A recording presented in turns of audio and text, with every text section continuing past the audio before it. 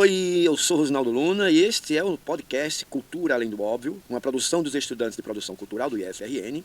E aqui a nossa proposta é ampliar o olhar sobre a atuação profissional da cultura, explorando caminhos que vão além do que geralmente se imagina.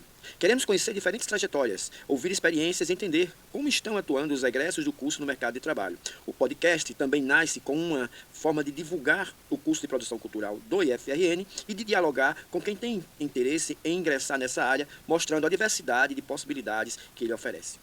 Olá, eu sou Leonardo e hoje o nosso tema vai falar sobre turismo cultural, produções culturais e artesanato.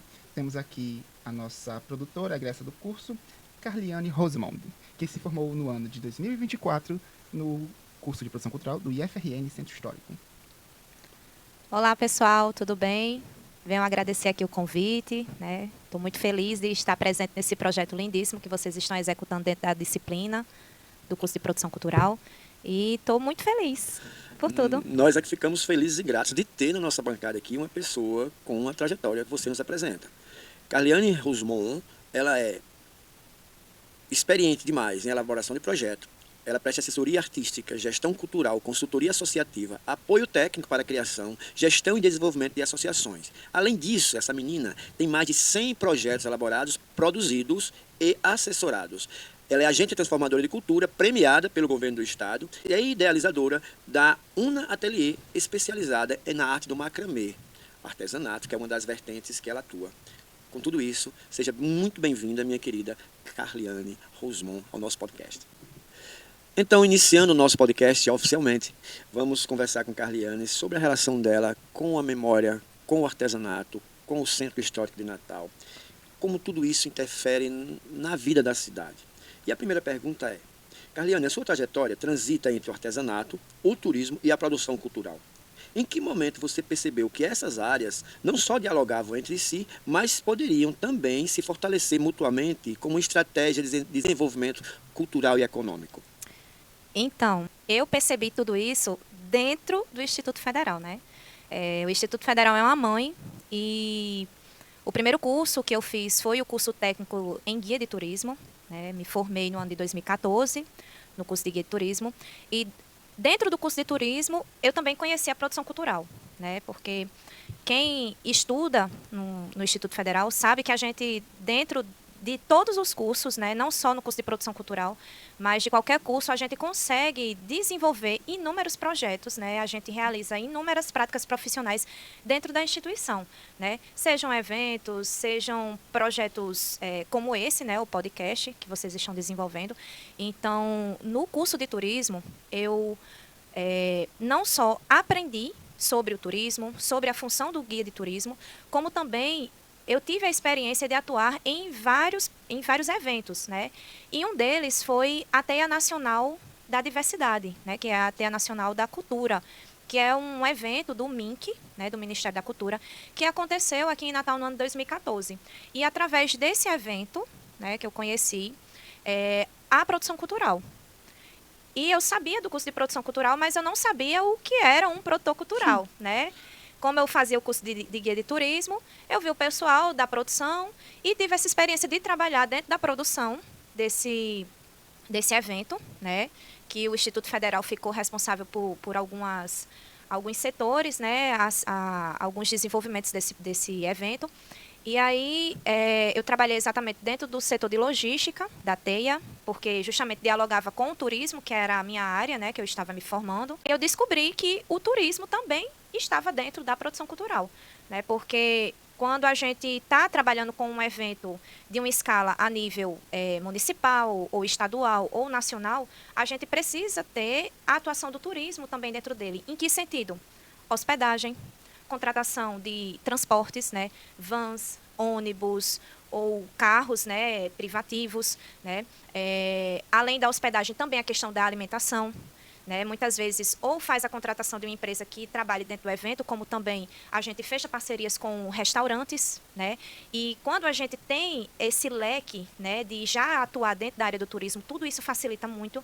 Porque, enquanto guia de turismo, eu tenho meus parceiros, eu tenho esse leque de clientes, de hotéis, de pousadas, de donos de vans, de donos de ônibus, né, tenham acesso também a esses equipamentos culturais, né, dentro da cidade, como os museus, como as galerias de arte, como os equipamentos turísticos mesmo e culturais da cidade, o Forte, o Cajueiro e entre outros, né. Então, assim, nesse momento eu olhei e disse, meu Deus, um evento precisa de uma pessoa formada no turismo também, e são duas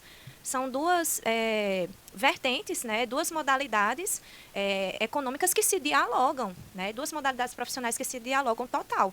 Porque onde tem turismo tem cultura, e onde tem cultura também tem turismo. Exato. Né? Então, imediatamente foi concluindo esse evento, e eu já fazendo a prova do Enem para poder ingressar no curso de produção cultural.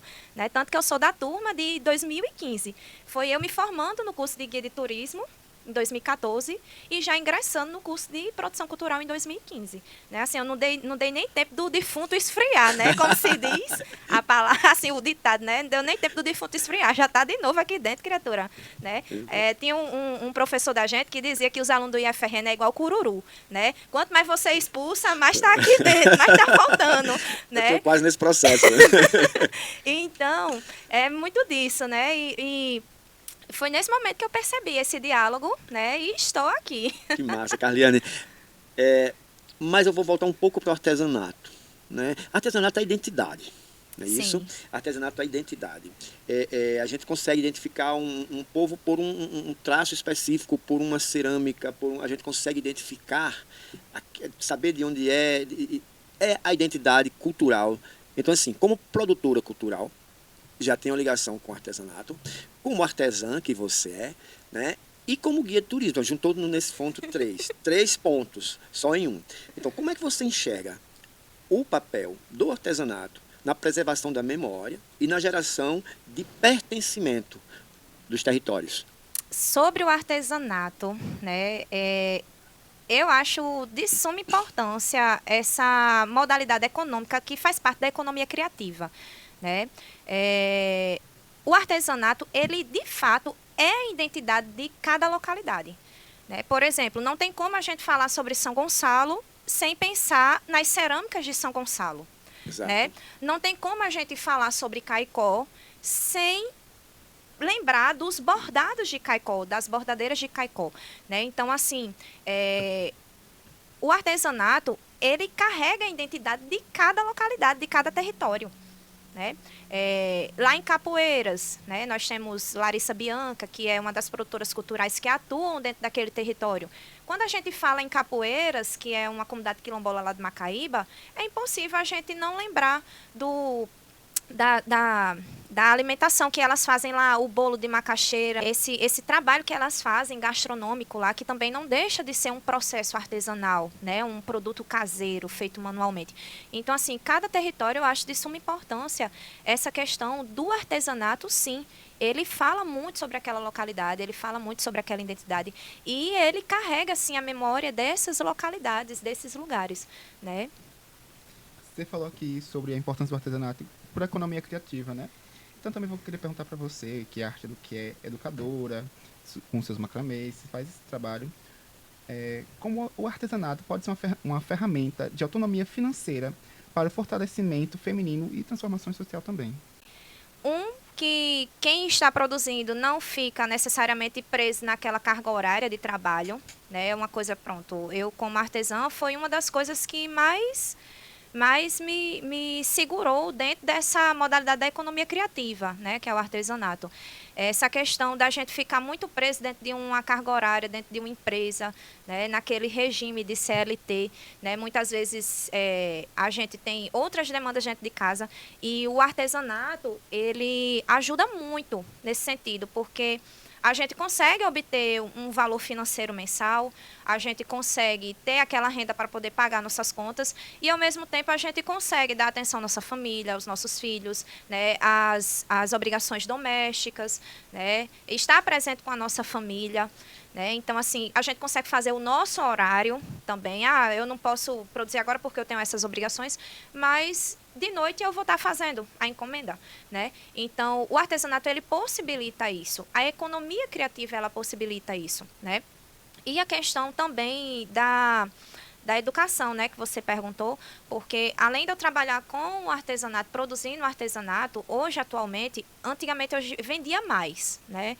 Eu produzia mais, eu vendia realmente, de fato, minhas peças, mas hoje eu conheci essa questão de compartilhar o conhecimento, que é uma coisa assim que eu prezo muito, eu tenho muito isso comigo, que nada nessa vida a gente leva, tudo aqui a gente deixa, e principalmente o conhecimento é o maior legado que a gente pode estar deixando para a sociedade, né? Então, assim, quando eu ingressei no artesanato, eu tive muito essa dificuldade de querer aprender sobre determinada técnica e as pessoas não quererem compartilhar com medo que eu não, com medo que eu tomasse o espaço delas no mercado, né? Então, foi necessário eu abrir minha casa, né? Porque na época eu morava numa comunidade caiçara, né? Uma comunidade praieira, que é a Praia de Santa Rita, e a minha casa ela virou um reduto de artistas que viajavam pelo Brasil, né? Massa. Eu abri minha casa para vários artistas, né? Eu dava acampamento para eles, meu quintal era muito grande,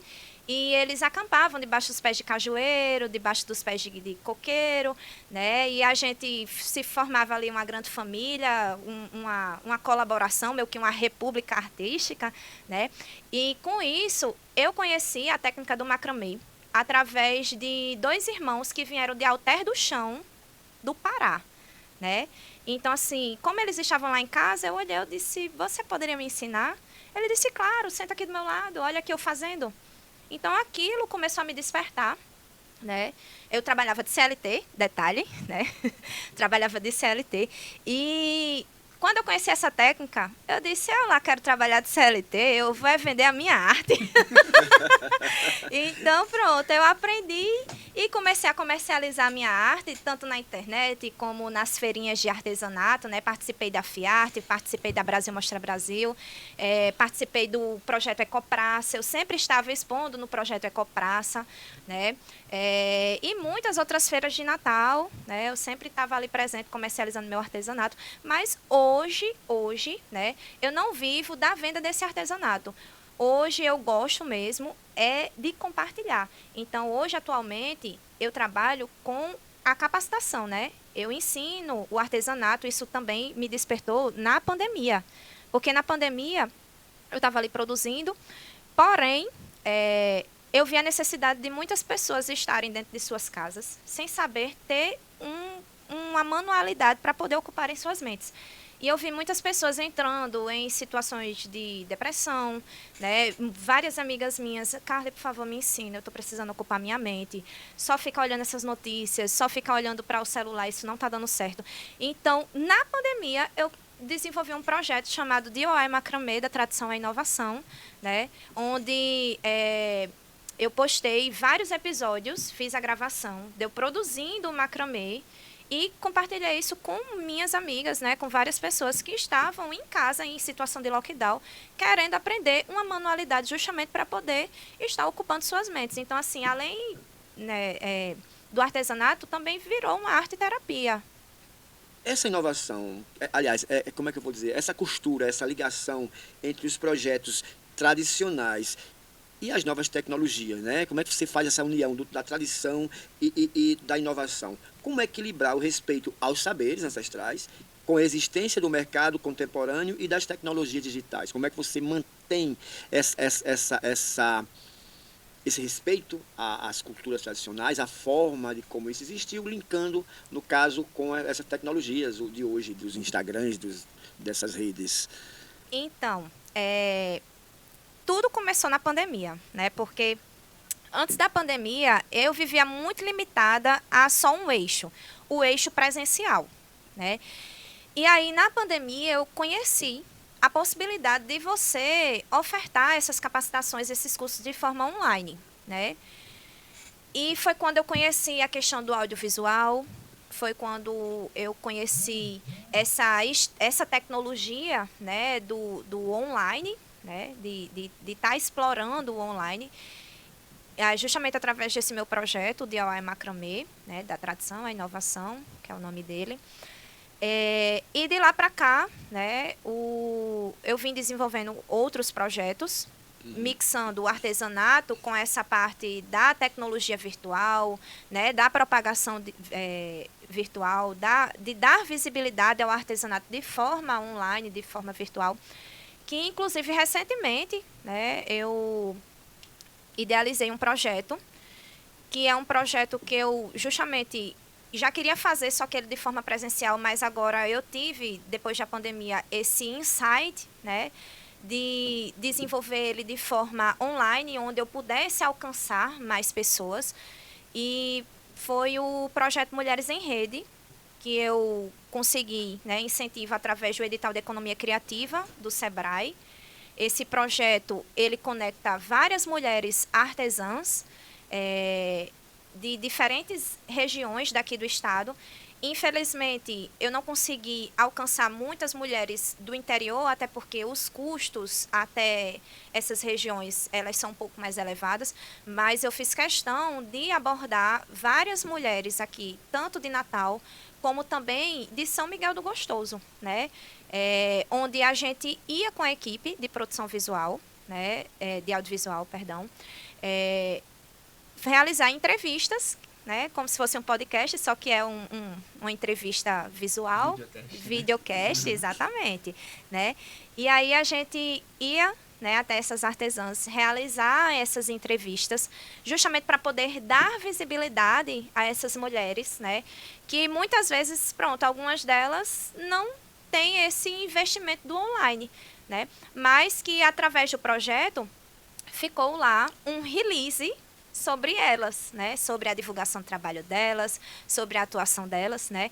Então, assim, no Mulheres em Rede, a gente conseguiu alcançar 8 mulheres, né? Desde mulheres da xilogravura, a renda do labirinto, ao bordado, né? Ao crochê, as labirinteiras lá da comunidade do Reduto, de São Miguel do Gostoso. A gente saiu, né, percorrendo várias modalidades do artesanato, né, entrevistando essas mulheres, ou seja, fazendo da tecnologia um meio, né, de levar essas mulheres a terem mais alcance, né, onde pessoas possam conhecer elas e conhecer os seus trabalhos. O que diferencia o turismo que apenas consome cultura de um turismo que realmente fortalece essas comunidades? Então, o turismo aqui no estado, né, a gente mora numa capital, Natal, que muito se é divulgado a questão do turismo de sol e praia. E muitas empresas focam bastante nessa questão do turismo sol e praia, muitos profissionais focam bastante na questão do turismo sol e praia, e pouco se fala sobre o turismo cultural. E como eu sou filha do IFRN, né, na época o Instituto Federal, quando eu ingressei, ele ficava localizado na Avenida Rio Branco, né, num edifício lindíssimo, né, que é o Eliseu Industrial, né. Então, dentro dessa instituição, eu olhei e disse, meu Deus, o Centro Histórico tem tanta coisa bacana, eu vou focar no turismo cultural. E de 2014 para cá, né, eu nunca deixei de colocar dentro dos roteiros ao qual eu desenvolvo com as excursões que vêm para Natal, um dia de City Tour. E sempre tem um City Tour aos meus roteiros. Diferente, às vezes, de outros profissionais que não veem isso como uma possibilidade, né? Mas eu não, eu trago. No campo do turismo cultural, você desenvolve roteiros que não são passeios, são experiências, né? Que valorizam os saberes, as tradições e a economia criativa local. O que diferencia exatamente o turismo que apenas consome cultura de um turismo que realmente fortalece as comunidades? A gente mora numa capital, Natal, que muito se investe, muito se fala sobre o turismo de sol e praia, né? E pouco se fala sobre o turismo cultural. Então, assim, muitos profissionais e empresas sempre estão olhando para os nossos recursos naturais, para as nossas paisagens naturais, para as praias, mas pouco se traz o turista no Centro Cultural de Natal, né? Então, assim, ainda no curso de guia de turismo, eu tive esse insight de investir, de fato, em trabalhar com o turismo cultural, né? De trazer o turista, quando eu já estivesse atuando, né? Eu dentro do curso ainda, de trazer o turista para cá, né? Para o Centro Histórico de Natal. E, de fato, eu faço isso, né? Já desde 2014, atuando como guia de turismo. eu faço questão de colocar em todos os roteiros que eu organizo, né, de todas as discussões que eu recebo aqui na cidade, de propor, né, para o cliente, para o coordenador da discussão, o fretante ou o dono da agência, que tenha, assim, um dia ou uma tarde, né, onde a gente possa fazer um city tour no Centro Histórico de Natal, né? Então, assim, eu sempre começo ali pelo Centro de Turismo, né, que é a antiga cadeia municipal da nossa cidade, o antigo centro de detenção da nossa cidade, né, que é aquele prédio eclético lindíssimo de arquitetura eclética que tem por trás do Hospital Nofre Lopes, né? Então, eu começo por lá, de lá eu continuo fazendo um tour panorâmico, né, pelo o nosso corredor cultural, né, passando ali pelo Largo do Teatro Alberto Maranhão, né, subindo ali na Câmara Cascudo, né, onde tem o Solar Bela Vista, a Capitania das Artes, a balaustrada do SESC, a Prefeitura de Natal. Quando tem espaço para a gente estacionar o ônibus, porque, enfim, é um ônibus que a gente circula, né? Então, quando tem espaço para estacionar, eu faço questão de estacionar esse veículo, né? E de desembarcar as pessoas para que eles possam vivenciar esses espaços, né? Fazer uma visitação na Igreja do Galo, na Igreja Matriz de Nossa Senhora da Apresentação, né? Faço explanações históricas na frente do Memorial Câmara Cascudo, Praça André de Albuquerque, Instituto Histórico Geográfico, Pinacoteca da nossa cidade, Praça 7 de Setembro, Beco da Lama e muitas outras áreas históricas que faz parte do nosso centro histórico, faz parte da cultura, né, da história da nossa cidade. Então, eu faço questão de levar todos esses turistas, falar sobre cada prédiozinho desse, né, cada prédio histórico desse, falar sobre a história da nossa cidade, desde o período da colonização até os tempos atuais, né. Inclusive, eu até chego a abordar com os turistas essa questão do êxodo, né? A gente conversou aqui sobre tecnologia, né? E a gente sabe que muitos centros históricos, muitos centros comerciais de inúmeras cidades, não só da nossa capital, mas de outras capitais do Brasil, estão tendo esse êxodo, migrando de suas lojas para o virtual, né? E desocupando esses espaços. Então, está acontecendo esse êxodo, onde os centros de várias cidades estão ficando desocupados, porque para o empresário é muito mais vantajoso ele ter uma loja online, né? Ou ele colocar dentro desses aplicativos de venda, né? De comercialização de produtos, né, do que estar com uma loja física onde se paga IPTU, onde se paga funcionário, onde se tem inúmeros custos. Então, eu chego até a conversar sobre isso com os turistas, né, para justamente também conscientizar eles, né, e quando eles chegarem nas cidades deles, eles observem isso também, porque muitas pessoas dizem, nossa, como o centro da cidade está vazio, né? Mas pouco se olha, né, essa questão das tecnologias também que estão chegando, né, que tem mexido muito, né? E também essa questão que vários bairros também já possuem seus centros comerciais, né? A Zona Norte tem o comércio próprio da Zona Norte, Parnamirim, né, Extremóis, enfim, né? E que bom, né? Mas você é resistência, Carlinhos. Porque assim, a gente vê, infelizmente, o nosso centro histórico, não só o nosso, mas principalmente nós estamos falando de Natal, um certo abandono por parte das gestões. Isso. Né? E nós temos coisas lindas ainda. Na igreja do Rosário dos Pretos, sim, que é uma das igrejas mais segunda importantes. igreja histórica da nossa cidade. E com um adendo, que é a missa originária. A missa ministrada em latim no formato lá de quando os jesuítas chegaram, né, de costa para a Assembleia, de frente para o Sacrário, para o Santíssimo. Ou seja, assim, essas coisas Natal não sabe. Verdade. Poucas pessoas sabem. É preciso que tenha uma Carliane da vida para levar esse povo para conhecer. Vamos passar para a próxima pergunta agora? Eu quero falar sobre acessibilidade cultural, né? Que isso aparece no seu trabalho de maneira transversal. Sim. Por que pensar em cultura, turismo, artesanato a partir da inclusão ainda é ir além do óbvio e é, principalmente, um desafio no Brasil? Rapaz, é porque é um desafio muito grande, em todos os sentidos. Porque, infelizmente, são áreas pouco valorizadas pela sociedade, né? Quando a gente fala em cultura, quando a gente fala em artes, quando a gente fala em turismo, né, as pessoas olham assim, tá certo, né? Porque muito se olha para engenharia, muito se olha para advocacia, muito se olha para medicina, para áreas da saúde, né? Mas quando fala, eu sou produtora cultural, que é isso, minha filha? né? Mas como sobrevive? Né? O que é que isso faz, né? Tipo, eu sou artesã. Ela é só artesã, né? A mulher, ela vende umas miçangas, né? Então, assim, são áreas que são muito ainda, né, estereotipadas pela sociedade. Então, isso é um desafio muito grande. É um desafio muito grande, porque dá sim para se viver de cultura. Dá sim para se viver das artes. Dá sim para se viver do turismo, né? E todas elas, exatamente pelo fato delas estarem nesse eixo, onde muitas vezes a sociedade não valoriza, né? Que exatamente a união delas forma uma perfeita sincronia. Que massa, cara. Que massa, cara.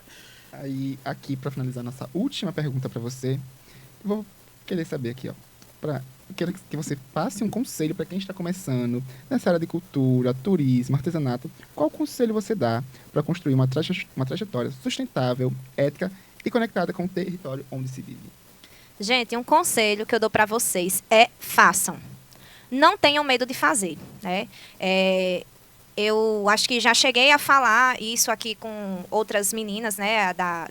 As minhas amigas do desk, né? Do desk delas, em uma disciplina. A gente veio fazer uma participação, né? E foi um dos conselhos que a gente falou. Pessoal, façam. Não tenham medo de fazer, né? Muitas vezes a gente fica preso naquela ideia de que, essa ideia não é boa o bastante. O que é que as pessoas vão pensar sobre isso? Não vou fazer não, porque ela está muito... Gente, façam. Façam, porque quando a gente tira do papel que a gente executa, é que a gente vê o potencial que aquela ideia, por mais que na sua cabeça seja algo simples, mas tem um grande impacto na vida de outras pessoas. Certo? Então, façam, não deixem de fazer. Não deixem nada de vocês no papel, né? E outro conselho que eu digo para vocês, né? É melhor vocês fazerem, porque uma ideia feita, ela está sendo feita por vocês. Mas uma ideia onde você só chega, coloca lá no papel, qualquer outra pessoa pode chegar e fazer, e você olha, poxa, eu tive essa ideia e eu não fiz. Né? Bem por aí. Então, façam. Não tenham medo de fazer. Façam. Tá no curso de turismo, crie suas ideias. Eu tenho uma ideia de uma trilha.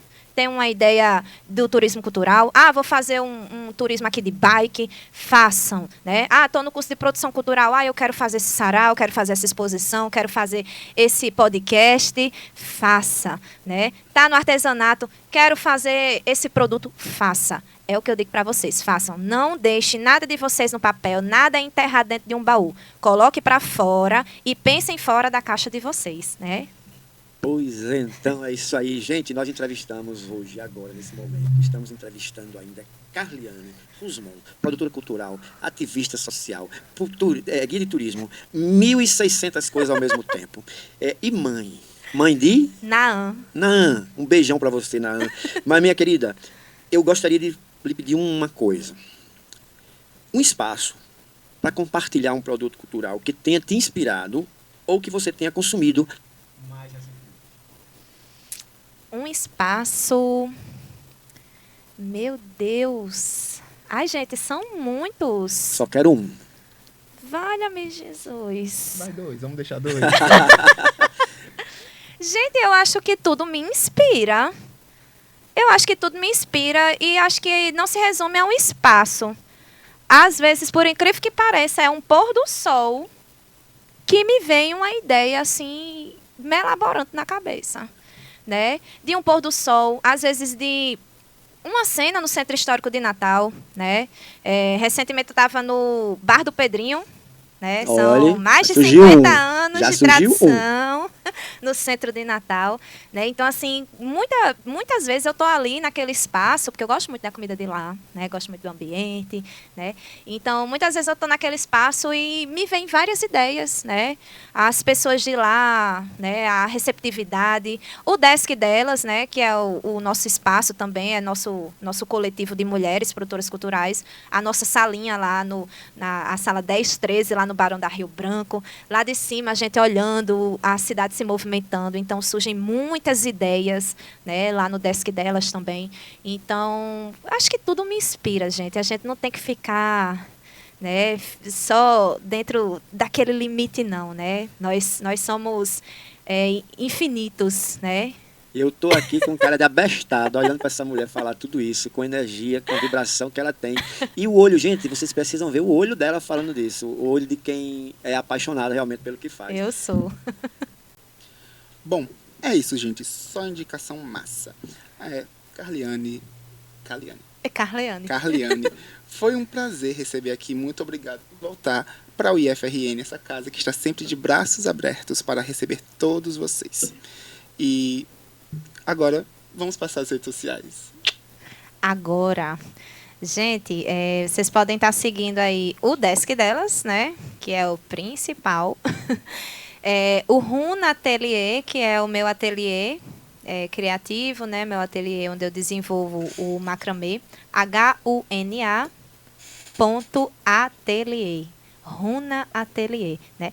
E também o @mulheresemrede.rn, né? Que é o projeto mais recente, onde a gente está aí perpetuando e percorrendo, né, pelo estado do Rio Grande do Norte e realizando entrevistas com várias mulheres artesãs daqui do estado, viu? E se quiser, acompanhe a gente também no YouTube, viu? No YouTube nós temos aí o canal Mulheres em Rede. E é isso. Muito obrigada.